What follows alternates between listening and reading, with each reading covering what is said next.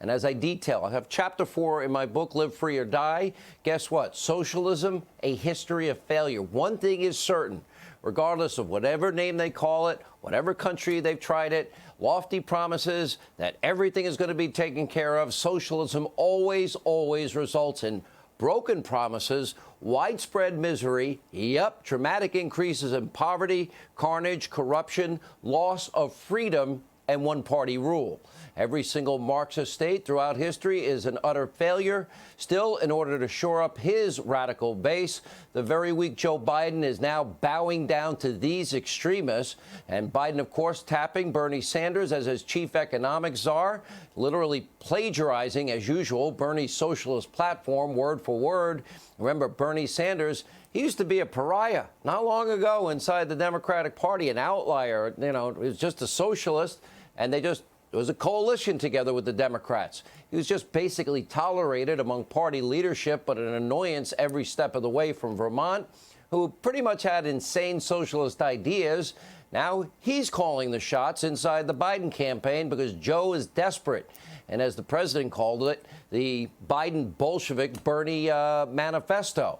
Now, maybe that's why Biden is also adopting the radical left's war on police. That's why Joe said, you remember, the police have become the enemy. He said funding absolutely will be redirected away from law enforcement. How do you think that's going to work out in Seattle or any of these other cities? And Biden now supporting $0 bail for criminals. And yesterday on Twitter suggesting that Michael Brown, remember the Ferguson incident, was killed because of racist police. He tweeted, quote, "It's been 6 years since Michael Brown's life was taken in Ferguson, reigniting a movement. We must continue the work of tackling systemic racism and reforming policing." In 2015, Biden's own DOJ actually concluded that Officer Darren Wilson acted in self-defense. And after an investigation there, they concluded that that shooting was justified. By the way, it wasn't Biden and Barack or Joe and Barack that implemented police reform and criminal justice reform.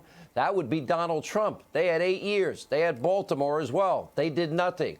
And he was also cleared, by the way, Darren Wilson, of wrongdoing by 2 state prosecutors and in their investigation. Now, with this one tweet, the Biden campaign is merely fueling fire against police officers. Over 2,000 now injured, 14 dead.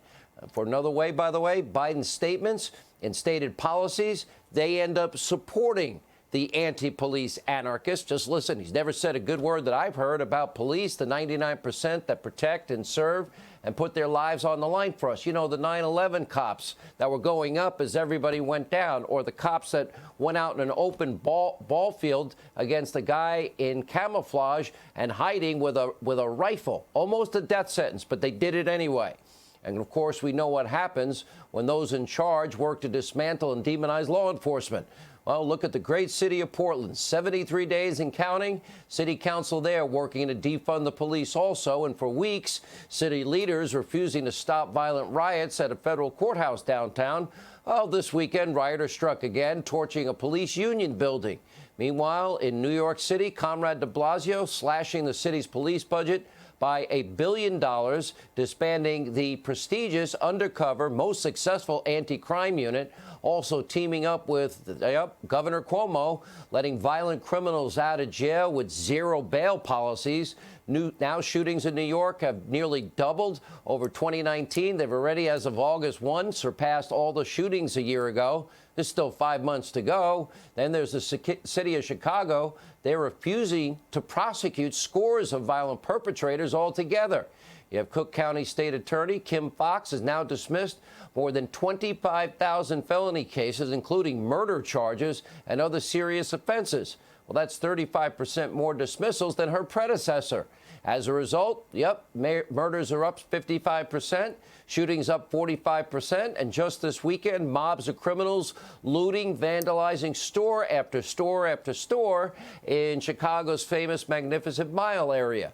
The carnage and chaos was completely out of control. By the way, you think those stores are going to rebuild and come back? One individual ramming a car into a business to gain access, and as you can see, The most iconic neighborhoods now of downtown Chicago have descended into absolute anarchy like all these other cities run by liberal Democrats for decades.